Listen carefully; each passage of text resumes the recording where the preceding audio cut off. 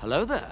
This is where the fun begins. Hey there guys, Unofficial Star Wars here. Hope you're all doing well, and in this video we're going to be talking about some potential plot details here for The Mandalorian Season 3. We're going to go ahead and we're going to hop right on into it. In case you aren't looking for any potential spoilers for the third season of The Mandalorian, go ahead and click off this video now. That's exactly what we're going to be talking about in this video, and I do have to say it is rather interesting. That being said, let's go ahead and hop into this. In this video we're taking a read from the Direct's article. I'll have their article linked in the description down below for you guys to check out there as well. As I read, ahead of The Mandalorian's Season 3 March debut, a new report revealed that a familiar villainous character from Star Wars The Last Jedi would appear. After a more than 2-year gap between seasons for Star Wars' premiere on Disney Plus for The Mandalorian, Din Djarin and Grogu finally return in just a few weeks. The upcoming third season will seemingly act as a culmination of the series thus far, tackling what it means to be a real Mandalorian. And while a couple of familiar faces from the Mandalorian seasons past will pop up, Season 3 will provide ample opportunity to bring in even more from across the Star Wars canon. After being reported back last year in March, fans got a first look at the Praetorian Guards as they would appear in The Mandalorian Season 3,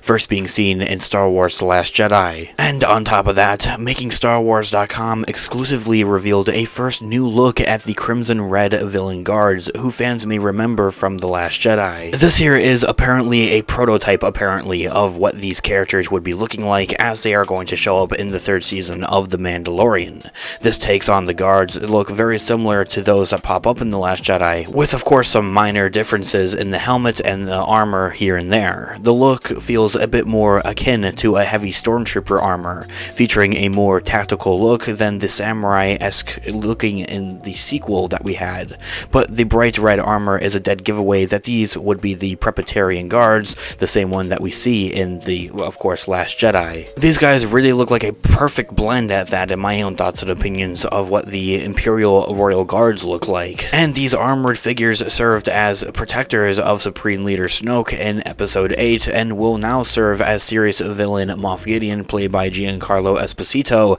as guards for him and his character, is what the rumors have been indicating for these plot details. It has been reported that Moff Gideon will sport a new black and red Mandalorian armor in the upcoming third season of The Mandalorian, which is going to look totally badass, and then which would also be paired with these Praetorian Guards, also being the same ones as I had mentioned that Darth Vader and Emperor Palpatine had in the original trilogy. This here all being said, a Praetorian Guard origin story for the potential Mandalorian is kind of a potential, as this Mandalorian take on the Praetorian Guards will sit right between their appearance in The Last Jedi and the original trilogy, where it is assumed that their visual inspirations come from. This could possibly mean that audiences are about to see the origins of these Imperial Guards. We don't really exactly know if these guys are even human. Are they alien? Are they robots? We've never really known this, not even in Star Wars comics or books.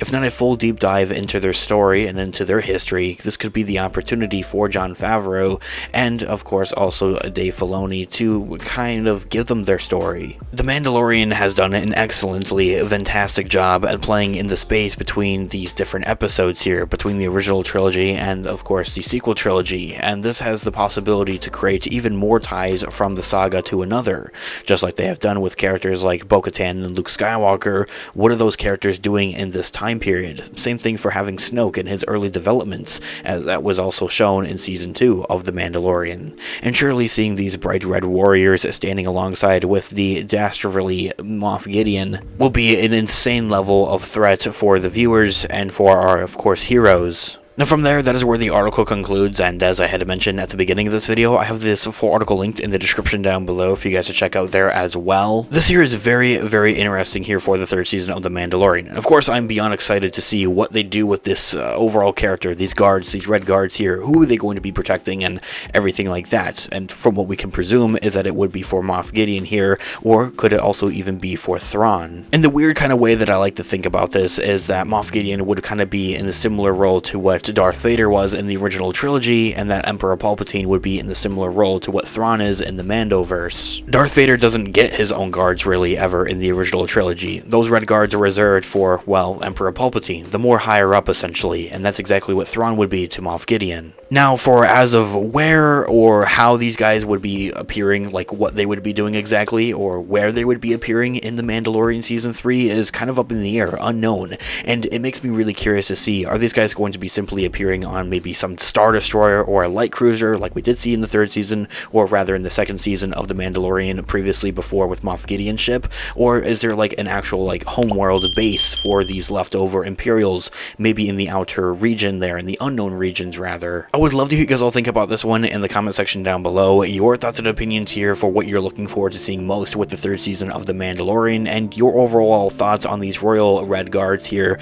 appearing in The Mandalorian. Let me know all of your thoughts and opinions in the comment section down below. Of course, this has been Unofficial Star Wars. Thank you so much for watching today's video. I'll catch you guys in the next one. Have a great one, guys. May the Force be with you as always. Peace out.